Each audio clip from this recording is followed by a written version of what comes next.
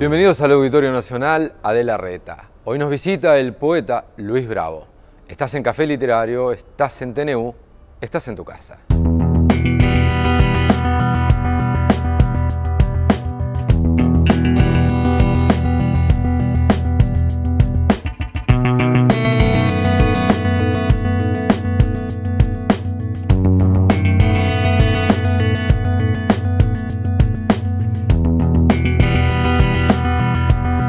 Luis Bravo nació en Montevideo en 1957. El devenir de los rumores.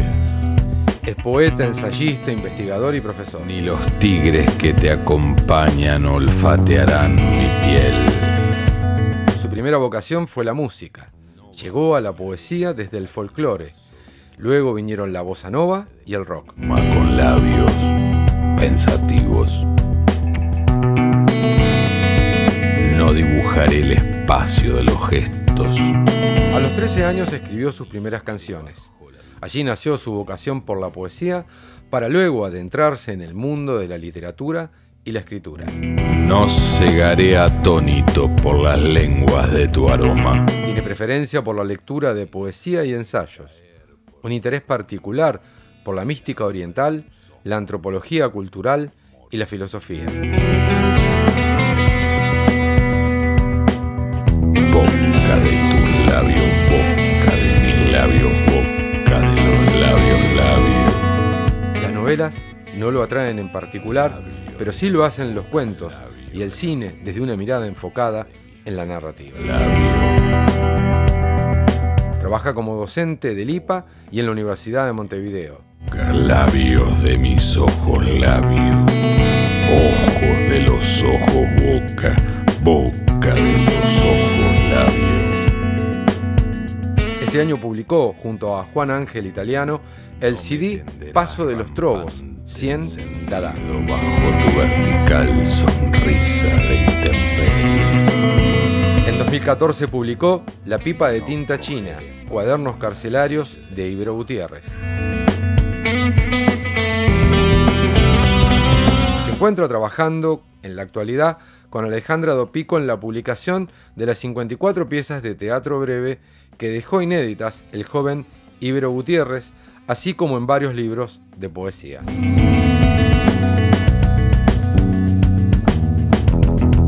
Silencio. Suene. Ha publicado 7 libros: Voz y Palabra, historia transversal de la poesía uruguaya 1950-1973, es su último ensayo publicado. Me llaman. Realizó recitales en universidades y festivales de varios países. Ha sido traducido al portugués, alemán, estonio, francés, inglés y sueco.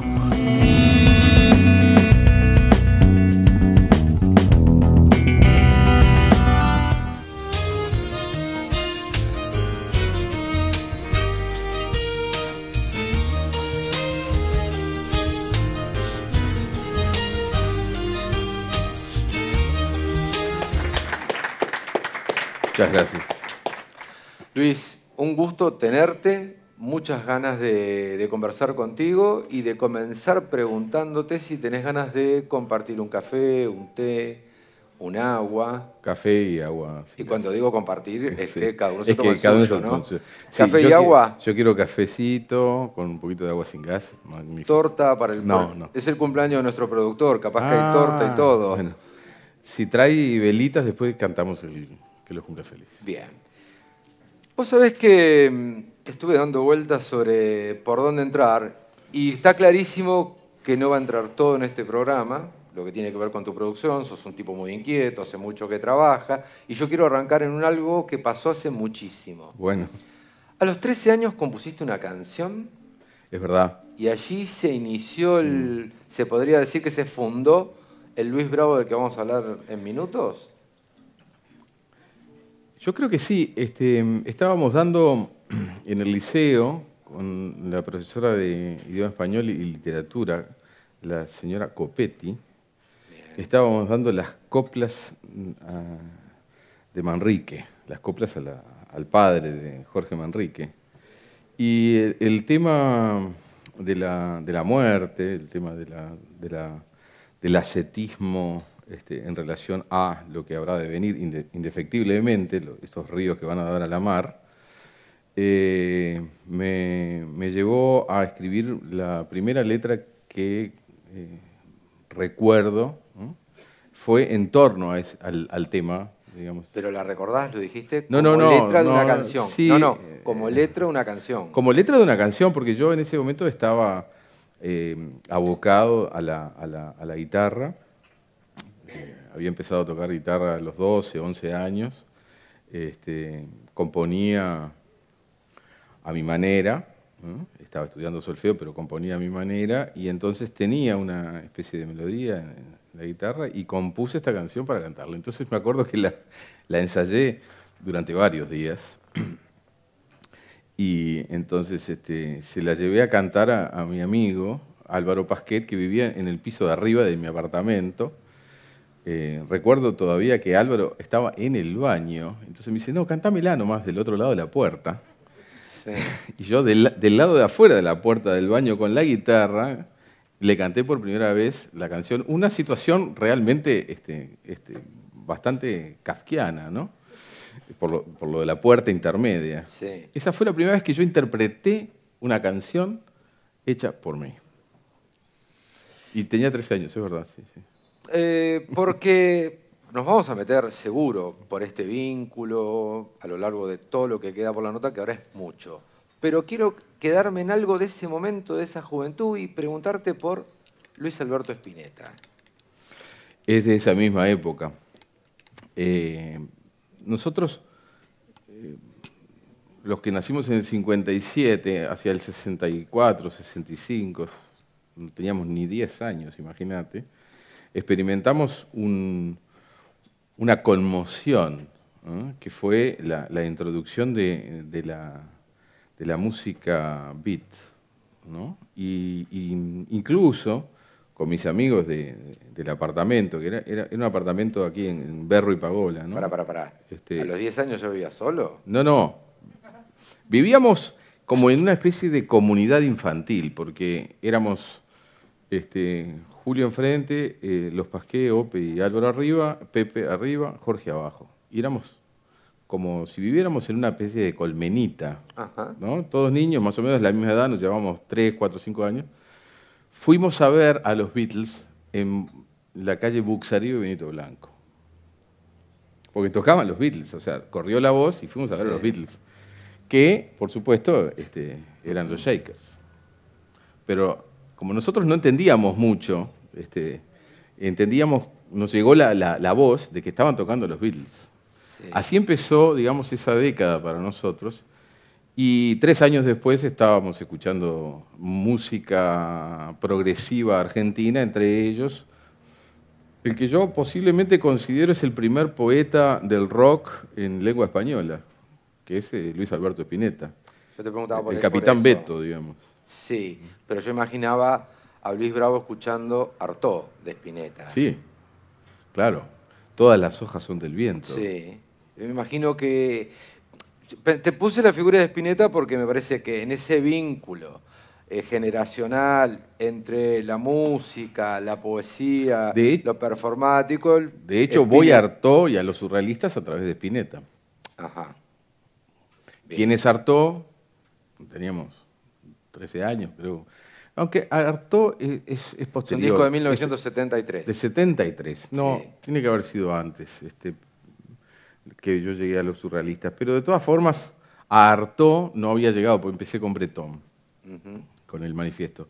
Y posiblemente a Artaud yo llegué por Spinetta. Porque viste que Artaud es una figura un poquito lateral dentro del surrealismo canónico, ¿no?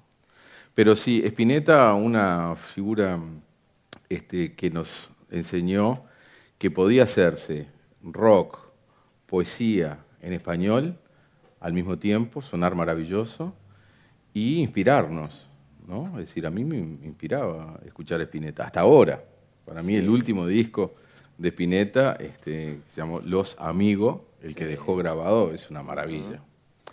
En esa generación de la que estamos hablando y en ese momento, hay un grupo que hereda esto de que nada es decididamente canción o decididamente poesía o decididamente actuación, sino una mezcla de situaciones. Vos hablaste de los Beatles y empiezan al final de los Beatles a ver algo de esto, en el rock argentino algo de esto y en el rock inglés también. Muchísimo. Eso empieza a incorporarse en vos desde la música. O sea, uno podría pensar que hay una gran entrada a tu corpus poético que viene de allí como un torrente. Sí, desde allí, sin duda. Yo no leía prácticamente poesía hasta los 15 años, más o menos. Escuchaba música y escuchaba traducía las letras que me interesaban. Traducía letras de Lennon, traducía letras de Morrison. Sí, bueno, Morrison. Claro, de Morrison, sí. Morrison, que también años después, estudiando, no sé qué, descubro que Morrison es básicamente un poeta. Alguien ha dicho que es un poeta con una banda soporte. No, es un poeta. Él estudiaba cine, escribía poesía, se encuentra con Ray Manzarek y todos los demás, le dicen, vamos a hacer algo juntos, y empiezan a trabajar. No te olvides que The Doors proviene del verso de William Blake. Sí. Todo eso lo trae él del romanticismo inglés, ¿no? Claro, del visionarismo. Pero por eso inglés. Se ha dicho que The Doors era un poeta con una banda soporte. De hecho, él tenía una actitud performática en público, era cantar de espalda al público. Total, muchas otras cosas. Sí. Además de desnudarse y todos los juicios por pudor, atentado al pudor. Pero él es básicamente un poeta, está clarísimo en American Book, ¿verdad? Por ejemplo. ¿Qué sería un poeta hoy para Luis Bravo? ¿Qué sería un poeta? Sí, ¿qué viene cuando es un poeta? ¿Qué es un poeta hoy? Porque supongo que a lo largo de tu vida has cambiado esto. ¿Qué es un poeta hoy para Luis Bravo? Viste que aquí hay un libro mío que se llama Algo pasa por la voz. Sí. Yo entiendo que el poema es un texto para ser representado, para ser oído, para ser, digamos, llevado, ¿no?, a través de la voz a un lugar que es su destino final, que no es ser leído, no es únicamente ser leído. El poema es un artefacto sonoro, y entonces el poeta es el que lo compone.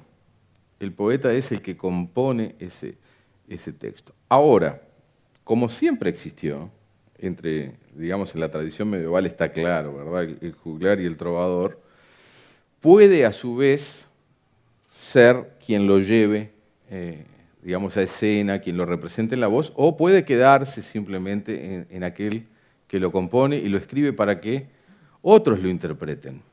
Eso hoy está en el campo de la música, no está en el campo de la poesía. Es decir, son muy pocos los poetas que componen para que otros interpreten. En nuestra tradición tenemos a un poeta como el Bocha Benavides, que ha producido un cancionero enorme, y él ha interpretado muy poco de ese cancionero, lo han interpretado otros.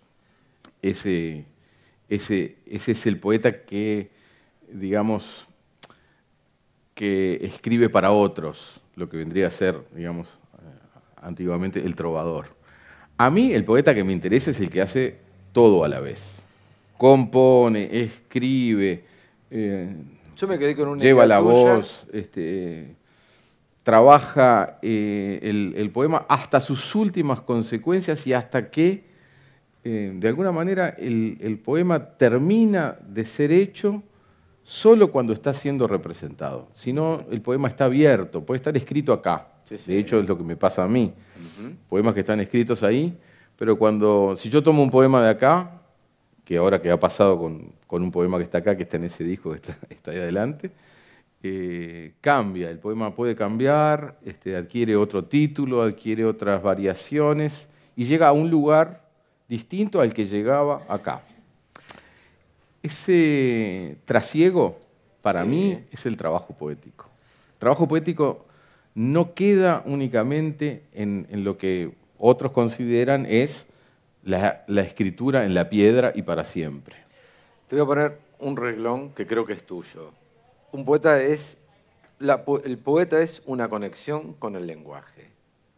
Bueno, sí, lo que pasa es que, a ver... O sea, yo interpreté que el poeta es aquel que establece una conexión con el lenguaje, que tiene una apoyatura en lo rítmico y que es irracional. Lo que pasa es que, a ver, yo estoy con eso un poco en la cabeza ahora, ¿no? Es decir, la poesía como la memoria y sobre todo como la imaginación del lenguaje. Entonces, la poesía como imaginación del lenguaje nos lleva a un lugar que es un poco lo primigenio, puede ser lo primigenio o puede ser lo inmediato. Vos te das cuenta que estoy hablando de lugares que parecen estar en la antípoda. La poesía es arborescente. Si hay un discurso en la literatura que es arborescente, es la poesía. Y el segundo discurso arborescente es el ensayo, que son los dos de los que yo me alimento. ¿Poesía y filosofía irían juntos? Poesía y filosofía ¿O cercanos? Están muy cercanos para mí. Sí. La filosofía es mucho más sistemática, ¿verdad? A mí me interesa más el ensayo filosófico, el ensayo de pensamiento, porque es igualmente arborescente en un discurso más racional que la arborescencia asociativa, perceptiva del poema. El poeta es, de alguna manera, el que se anima a ir en el devenir de la imaginación del lenguaje. El poema es algo así como el árbol, ¿no? Te diría más, la poesía podría ser definida hoy para mí como una especie de bosque primigenio del lenguaje, hacia donde vas a reencontrarte, hacia donde vas a beber, hacia donde vas a descubrir algo que no existe aún.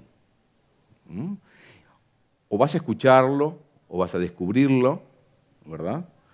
Pero tiene esa cuestión de cosa que no está hecha, de cosa que te puede llegar o que puedes descubrir, pero que no está dicha. No está dicha. Sino, digamos, es versificación.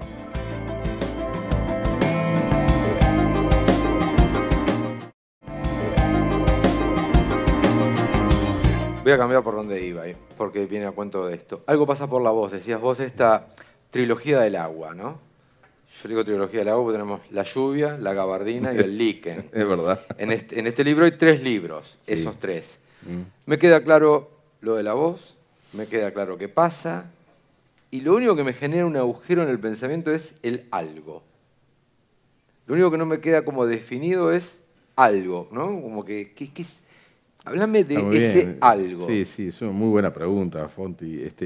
Lo que pasa es que alguien planteó todo pasa por la voz.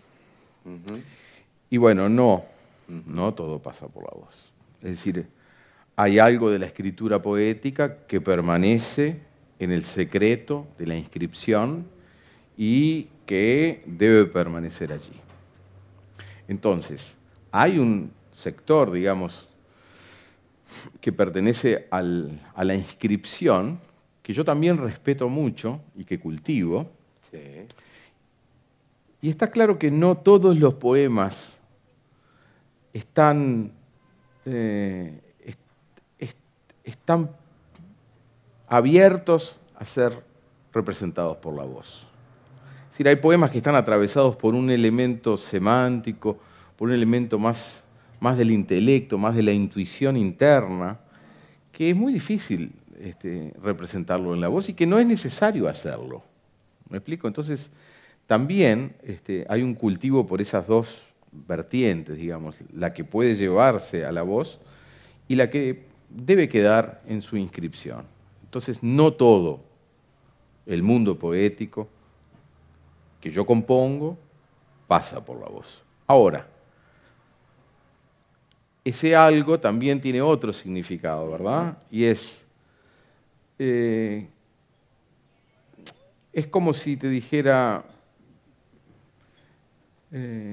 a través de la voz como un instrumento,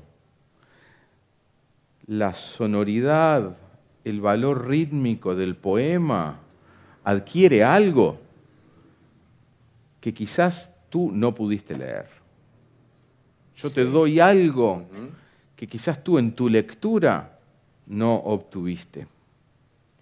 Ese algo es lo que yo creo como factor poético desde el soporte de la voz. Trabajo sobre eso, trabajo sobre ese elemento fónico, rítmico, y ese algo también forma parte del poema. No sé si me explico. Yo creo que sí. No estaba en lo escrito, ahora sí está en lo sonoro y tiene incluso una significación o ninguna significación, pero llega a vos con una emoción, ¿no? Despierta una emoción, ¿no? Que no podía estar en la mera lectura, porque no te habías detenido en esa palabra. Por ejemplo, hay una palabra ahí que dice almanaj, que viene del árabe, es decir, almanaque, almanaj, ¿no? La forma de decirla, el almanaj. Hay una voz árabe, una voz antigua que suena desde otro lado, desde otra lengua, desde otro tiempo. Sí. Entonces, cuando yo la digo de esa manera, el individuo no sabe bien que yo estoy diciendo almanaque, fíjate la diferencia enorme, ¿no? Almanaj o alfaná, son palabras que alfaná viene del farsi. Ese trabajo con las lenguas es una cosa que a mí también me apasiona. Porque pensé, cuando hablaba de la voz, pensé en la lengua y dije, a Luis no se le pudo haber escapado. Si no puso lengua, es porque está pensando en otra cosa, está pensando en un aparato más integral que solo la lengua. En esto del agua, porque acá hay un libro que se llama Lluvia, hay un libro que se llama Gabardina, no me lo acuerdo de memoria, pero lo tengo marcado acá. A la sombra del laúd. A la sombra del laúd. Y Líquen. Lo del agua yo lo ponía porque me parece que, más allá de que todos estos instrumentos tienen que ver con el agua, ¿no? Tanto la lluvia como la gabardina, como el Líquen, pero la lluvia a mí me da sonido, en principio, ¿no? Y la lluvia me da, si lo pienso en un vidrio, lo siento como una cosa difusa. Y imagino que este libro responde en su armado, porque vos acá no juntaste todo lo ya hecho, sino algo que pudiera tener alguna unidad. ¿Pensás en esos temas? ¿Crees que es importante que esos temas estén? ¿O que se sientan a la libre? Porque por ahí esto fue una cosa mía y nada más. Eso es lo que, de alguna manera, también es la poesía, digamos. Es un campo semántico que está ofreciéndose a un lector perceptivo, a un lector que va mucho más allá de la concretud del lenguaje, ¿no? Entonces, la interpretación simbólica, ¿no? Que le pueda dar el lector me parece que es parte del poema, ¿no? Esto es nuestra modernidad, nuestra concepción lingüística. La obra está abierta, el poema no es como Baudelaire, que le molestaba que se interpretara de una manera distinta, y eso que es el primer poeta moderno en lengua francesa. No, para nada. El poema, si resiste en el tiempo, como dice Lezama, es porque en el tiempo puede adquirir muchas interpretaciones y lecturas. Sí, ya que me lo preguntás, Lluvia se escribe en el año 88, Gabardina la escribo en el año 89. Se publica, Lluvia es del año 88. Ok. Gabardina Sí, es el año se 80, presenta en el 89. está bien. 89. Sí. Entonces, cuando escribo Gabardina, sí lo titulo en función de el anterior Lluvia. Líquen es de 2004 Sí. y nunca pensé en un relacionamiento con estos otros dos libros.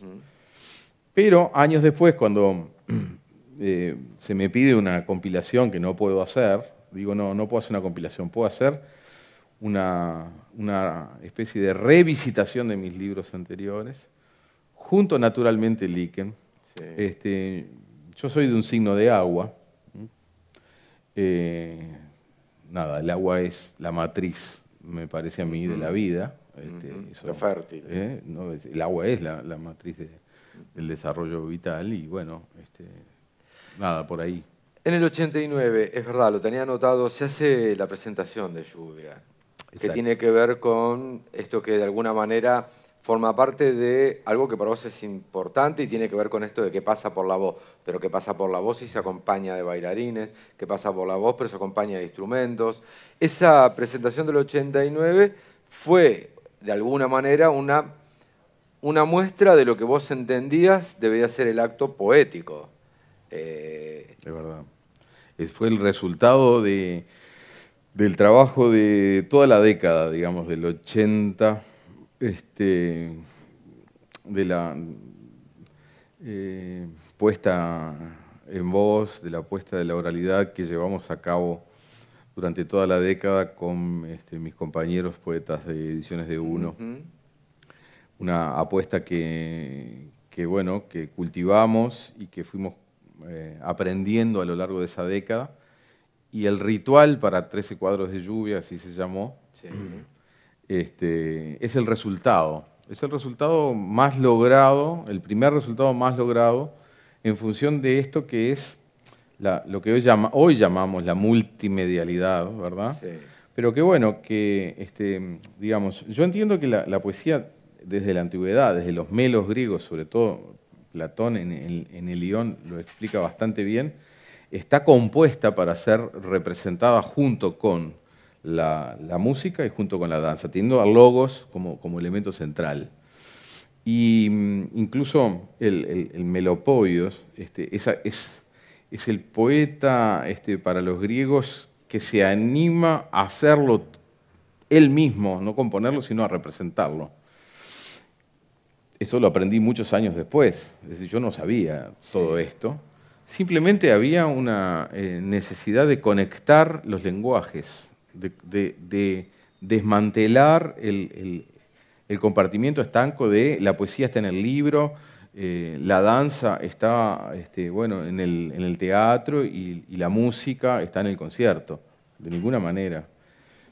Toda mi poética está atravesada por los lenguajes. Esta arborescencia de la que hablábamos me lleva a conectar permanentemente los lenguajes, a alimentarme del lenguaje de la música, de la danza. Sí. Entonces se fue gestando a partir de unos poemas breves, lo mismo pasó con Líquen, en Tamudán, en el año 2009, una visualización que tenía mucho de la visualización de cuadros de Magritte, que fuimos armando con mi compadre, poeta también, en ese momento muy dedicado al teatro, Víctor Guichón, imaginando cuadros visuales, escenográficos. Macachín, ¿no? Wojciechowski trabajó en la escenografía, y ahí empezó a formarse un equipo. A ver, un equipo en el cual había músicos, estaba Jorge Drexler, que era Leí porque... un gurí que venía al taller que yo estaba dando, junto con Hugo Achuga, estábamos dando un taller de escritura en la FEU, y Jorge venía y entonces me dijo que componía música, vino a mi casa, tocó unas canciones, y digo, ¿no querés participar de este proyecto? Él y Laura Yek, que eran compañeros, y así se fue juntando músicos, poetas, escenógrafos, la danza. Vinieron Dana Pázaro, que tengo el gusto de seguir trabajando con ella, además es mi maestra de Pilates, con Anita Blanco, y terminamos siendo 20 y pico de personas, a ver, trabajando, por ejemplo, sobre un poema de 4 líneas. Sí. A veces, ¿no? Un poema muy breve que puede haber allí, es decir, el de la manzana, ¿no? Con una idea, una imagen de Magritte. Bueno, a mí me pareció que ese resultado era una forma poética que podía tocarse con el teatro, con la música, con la danza, y que sin embargo seguía siendo solo un poema de 4 versos. Esa exploración que vos tenés, porque lo de la conexión con el lenguaje, cuando arrancábamos, yo lo sentía que puede tener que ver con esto que es algo que pasa por la voz, pero que también y fundamentalmente tiene que ver con tu trabajo de escritura. Vos explotás todo el tiempo palabras, las desarmás, las elongás, ¿no? ¿Eso tiene que ver con tu puesta en voz? Porque uno podría pensar que uno va a encontrar en distintos poetas juegos así que tienen que ver con esto que yo dije de manera poco académica, que elongás el lenguaje, ¿no? Pero una frase tuya pueden ser 5F seguida de 3O y 3X, o agarrar y decir Fox, que me salió de casualidad, sí, ¿no? Pero vos tenés ese tipo de trabajo, lo buscás, y ahí también hay una conexión con el lenguaje. Hay una conexión con el elemento fónico, ¿no? Sí. También hay conexiones con elementos que no son fónicos y que son casi exclusivamente visuales. Sí. Entonces, eso depende de cada texto, pero la ida y vuelta entre el valor fónico, el valor gráfico, el valor semántico, para hablar de 3 valores posibles, Sí. o el valor rítmico, es permanente. Es permanente. Luego, eso puede estar o no en lo que yo llamo la puesta en voz, pero si no, está en la puesta en página. Claro. Es decir, hay una puesta en página de la poesía. Hay Sí. hay una puesta en voz, hay una poesía on stage, hay una poesía on page, dicen los ingleses. Está muy bueno el juego de palabras, on page, on stage. Y bueno, yo trabajo en los 2 soportes, porque además, disfruto de los 2 soportes. Pero aparte, y de estos 2 soportes tenemos el soporte del CD. ¿Alguna vez alguna vez soportes técnicos, sí, tecnológicos. no, pero alguna vez vi una web interactiva, si no me equivoco, sí. donde depende... Un poema ciber. Si no me acuerdo exactamente, pero es algo que ciber. tengo en la cabeza, que en algún momento depende de donde tocabas, se abría una cosa, ibas a un texto o a una imagen. Ese es un poema ciber que se llama 3113 y que empezó con una cita. Bueno, esto tiene mucho que ver con Vicente Huidobro. Todo lo que estamos hablando tiene que ver con las vanguardias, obvio, y tiene mucho que ver con Vicente Huidobro, que es, digamos, para mí un poeta que me enseñó mucho desde mi juventud. Entonces, Huidobro, en el prólogo de Altazor, en el año 31, ¿no? Dice: un poema es algo que nunca ha sido, es algo que podrá ser, y hace una especulación entre el poema como algo que existe, que nunca existió y que podrá existir. Las 3 cosas al mismo tiempo. Yo tomo esa frase que tiene 13 palabras, las empiezo a descomponer y hago 13 poemas con las mismas 13 palabras y se lo dedico a Clemente Padín, porque Clemente Padín es también, de alguna manera, aquí para nosotros, ¿no? un referente de esta poesía más concreta, vamos a decirlo así, ¿no? Pero también con una apuesta profunda a la puesta en voz. Sí, no, más que a la puesta en voz, a la performance, a la actuación performática. Ok, está bien. Entonces, vale. Sí, Clemente no trabaja la puesta en voz, trabaja la performance y trabaja el elemento concreto, ¿verdad? Es decir, el poema objeto, el poema acción. Y pone mucho cuerpo. Mucha acción, mucho cuerpo. Entonces, hago una especie de homenaje, digo, vamos a hacer un homenaje entre Huidobro y Clemente. Entonces se llama 13 letras, 13 poemas para las 13 letras de Clemente Padín, que tiene 13 letras el nombre. Entonces vos entras a la pantalla, se puede ver, todavía está online, eso es de una revista Intemperie que salió en Santiago de Chile en el año 2005. Empieza esa cita y se va desmontando en 13 poemas que se van armando. La parte, digamos, de diseño no la hice yo, la hice con un artista rosarino, Galarza, antiguo pariente mío, porque yo soy Galarza también. Así que también es un trabajo en equipo. Volvemos a ese punto. Me encanta a mí trabajar la poesía desde este lugar que podría ser casi como el lugar de un regisseur, digamos. Sí, de hecho, si uno va a, por ejemplo, esto en general en un libro de poesías no aparece, pero en los tuyos sí. Hay una hoja entera donde se explica a todas las personas que trabajaron en la puesta de lluvia. Exacto. Diseño, maca, dibujo, carátula, Carlos Severo. Acá hay un anotar que viene como desde otro lado, ¿no? O sea, y esto está por cada libro, ¿no? Cómo fue, quién participó, quién hizo cada cosa. Hay una mirada integral, sin duda. Vos me preguntabas por la diacronía, entonces yo te digo, sí, todavía en los 80 y en los 90 eran los libros Sí. que iban después al escenario o a la performance. Actualmente no es así para mí. Actualmente la confluencia es interactiva permanente como está en Lengua Lunfa, digamos. Lengua Lunfa es un proyecto de banda, ¿no? Es un trío. Yo Lengua Lunfa leo que es un trío que tiene voz, guitarra y bajo. Exacto. Si no te conozco, es un trío con voz, Es un guitarra y trío bajo. de voz, guitarra y bajo. Yo entiendo eso. ¿Qué pasa con el poema ahí? Bueno, hay poemas que fueron escritos en función de 4 líneas de bajo que estaba haciendo Diego o Cáceres o 4 acordes que estaba haciendo Alejandro Toana un día. Yo llego al Pinar, donde estábamos componiendo, grabando, y digo, ¿qué estás haciendo? A ver, toca eso. Ah, sí, esto por esta foto que estoy viendo acá.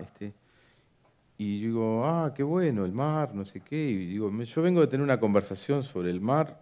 A ver, toca, escribo el poema, en 15 minutos lo escribimos, lo grabamos, y eso es el primer track del disco, se llama Hablaría del mar. Quiere decir, el poema no hubiera existido si yo no llego y hago confluir en ese momento lo que está tocando Toana, que está armando un tema recién, con esa foto, ¿no? Entonces, eso ahora no es el libro previo, ¿me explico? Sí. Ahora es una confluencia como mucho más, es mucho más gozada, ¿no? Como mucho más natural. Eso es un poco el resultado que hay en Lengua Lunfa.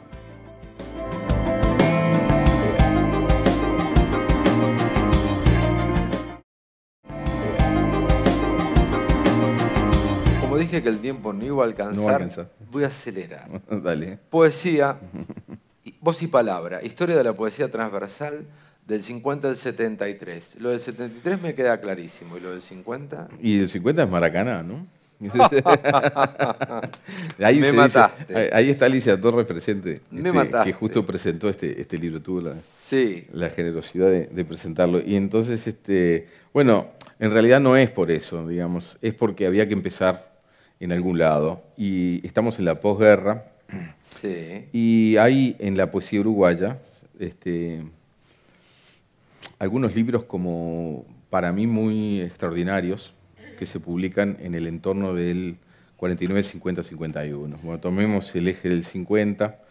Allí está, yo sé, un libro muy olvidado para la poesía uruguaya que por suerte ahora últimamente rescató otro exintegrante de uno, Teixeira, que es el libro de Pérez Gadea, ¿verdad? Homo Ciudad, un librazo, un poema extraordinario, escrito por un pibe de 19 años, que nunca fue asimilado, digamos, en el canon de la poesía uruguaya. Y este libro es transversal, o lo que yo planteo acá como transversal es porque traigo al ruedo una cantidad de obras que me parece que, digamos, a la academia, al canon, a los lectores, se les cayeron injustificadamente. Hay los que traerlos. lectores vallipase, bueno, podría pensar, sí. Entonces, el 50 marca como un cambio allí. No solamente está Pérez Gadea con Homo Ciudad, está Nuevo Sol Partido, ¿verdad? Yo iba a ir en realidad lo del 50 era una manera de entrar. De Meguet, perdón. Sí, quería entrar por ese lado, pero quería lo que a mí me parecía la picardía más interesante, que es la de quien hace este libro, haber introducido una cantidad de lo que podría estar en el rubro músicos. De hecho, hay un capítulo en el cual está Atahualpa Yupanqui, o sea, hay No, músicos por fuera del Uruguay. Sí, sí, no me los acuerdo todo de memoria, pero digo... hay Atahualpa está referido, digamos, como una matriz, ¿no? Sí. Del poeta del folclore argentino que Mirá. incide, por ejemplo, en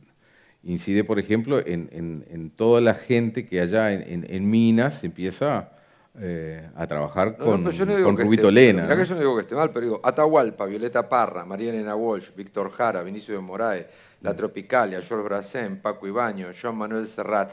Hay todo un capítulo que nos va a introducir a los que van a venir después, ¿no? Claro, Que eso son- es lo que llamo el gran Sí, encordado. claro. Pero acá hay alguien que está pensando en que en la poesía del 50 al 73 hay un montón de señores que no es que están olvidados de la academia, toda la academia los conoce, pero vos los introducís dentro de un, por lo menos de un listado y de una mirada poética. Ese sos vos. No, sin duda. El asunto es que, a ver, a mí me parece que la historiografía crítica y la historia de la poesía Sí. ha estado en omisión en Latinoamérica en asimilar a sus grandes poetas que han optado por un soporte, digamos, en donde el elemento poético, lírico y el elemento musical aparecen presentados de forma conjunta. Entonces, la historia de la música y la industria de la música han sido muy poderosas en todo este periodo, entonces se quedaron, ¿no?, con que esto pertenece a la música. En realidad, estrictamente, pertenece a la puesta en voz de la poesía también. Sí, también, sí. no es que, ¿no? Es decir, Atahualpa Yupanqui tiene 7 libros de poemas antes de ser el Atahualpa Yupanqui que reconocen en Francia, por cierto. Sí, que puede ser versionado por divididos. Exacto. Porque eso Claro. forma parte de que puede ser puesto en voz y Claro. en rítmicas diferentes también. Claro, las vaquitas son ajenas. Entonces, todos los que vos nombraste, digo para aclarar, Sí. son, digamos, quienes desde el punto de vista poético, tanto en Latinoamérica como en España, Sí. alimentan desde los 50 y los principios de los 60 lo que va a ser después el gran caudal de producción de poetas en el Uruguay, Sí. que, digamos, entre los cuales están Citarrosa, Alfredo Mateo. Citarrosa, Osiris Rodríguez Castillo, Rubén Lena. ¿Ves? Ahí tenés un ejemplo magnífico. Tanto Víctor Lima, que fue muy bien rescatado por Leonardo Garet últimamente, como Rubén Lena, también rescatado, ¿no?, por Pellegrino, son poetas de los que hablábamos hoy, ¿no?, de los que componen, escriben para que otros interpreten, a diferencia de Citarrosa y de Osiris, Sí. que fueron ellos quienes, además, siendo músicos, cantores, se postularon en la puesta en voz. No son para mí diferentes rangos, son diferentes formas de llegar a un resultado poético. El cancionero de Rubén Lena es magnífico. Los poemas de Víctor Lima deben pertenecer al patrimonio poético del Uruguay, no solamente al patrimonio cancionístico del Uruguay. Es poesía. Alfredo Citarrosa, que nunca se animó a publicar su libro, el libro que ganó el premio municipal, y nunca lo publicó, es uno de nuestros más grandes poetas. ¿Qué otro poema hay que represente tan bien la crisis republicana que se vive en el Uruguay entre la ruptura republicana y el exilio como guitarra negra? No conozco otro poema como guitarra negra. Y su valor no está solamente en la letra. Hay que escucharlo a Citarrosa decirlo. Ahí pasa algo por la voz que no está en el texto. Entonces, todo esto es lo que yo estoy postulando, todo esto es poesía. La poesía tiene todos estos universos a su cargo. Los tuvo siempre. desde la antigüedad, nunca los dejó de tener. Por eso, pero vos en Voz y Palabra los traes, los incorporás Claro, en un periodo claro. que si este libro no hubiera sido mirado por vos, ese capítulo no está, podríamos pensar. Ah, sin duda que no. Acá está Mateo, por ejemplo. Y por supuesto que está Eduardo Mateo, un poeta muy particular. El primero que lo planteó como poeta fue Héctor Bardanca, ¿no? Sí. También compañero de Ediciones de Uno. Pero la poética de Mateo es quizás una de las más complejas, porque está muy cerca de esta poética de valor fónico de la que hablábamos, ¿verdad? Entonces, sí. Y de textos, muchos de ellos en los que para hacer canción no cuentan una historia. Hay fragmentos en donde lo que hay son palabras. Exacto. Nada. Sí, el poema de la O y todo lo demás. Son poemas neodadá, desde el punto de vista poético son poemas neodadá. Lo que pasa es que, como están con un soporte musical determinado, ¿verdad? Otras influencias, yo creo que la historiografía musical tuvo a un Lauro Ayestarán en el Uruguay, un grandísimo Lauro Ayestarán, que le dio la posibilidad de que todo esto entrara en el, digamos, en el universo de la música. Necesitamos que todo esto también conviva en el universo de la poesía. Esa es mi propuesta, digamos. Y para ir cerrando, porque Ya, de verdad vamos. no va a dar, no, Nos vamos. porque te quiero dar unos minutos para que hables de alguien que está dentro de Voz y Palabra anotado, pero al quien vos le has dedicado, entre otros, mucho trabajo, que es Ibero Gutiérrez. Un tipo que podría ser una mezcla de Submarino Amarillo, Revolución Cubana y los Beatles, por ejemplo. Sí, Ibero Gutiérrez es una figura extraordinaria y única en la historiografía uruguaya, porque no hay otro poeta que haya escrito entre los 16 y los 22 años, nada más, que haya dejado una obra tan sólida, tan contundente, inédita absolutamente, al momento de morir. Entonces, el rescate de Ibero Gutiérrez es un rescate lento, que ha llevado muchos años. Lo empecé a trabajar gracias a Laura Orelloni en el año 85 y lo seguimos trabajando actualmente, ya con otras proyecciones hacia el futuro. ¿Qué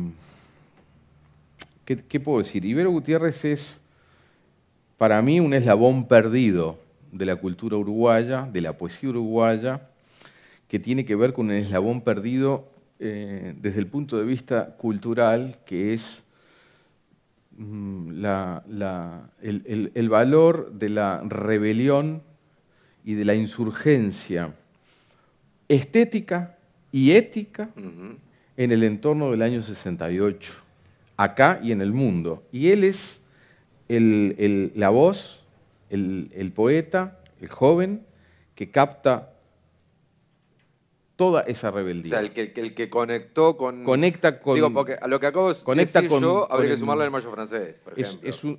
Es un poeta glocal. La antena es él. Es local. Global, internacional, Uruguay. Conecta con todos los 68 que están aconteciendo. De hecho, él viaja a Cuba porque gana un premio de ensayo, viaja al París del 68, recién pasado, hace esa conexión, la vive, y la escribe y la reescribe en la cárcel. Es decir, Iberito es un individuo que por experiencia tiene la posibilidad de conectar con todos los elementos más disímiles que en ese momento no se veían: revolución sexual, psicodelia, revolución social, neovanguardia o transvanguardia o posvanguardia, como se le quiera llamar.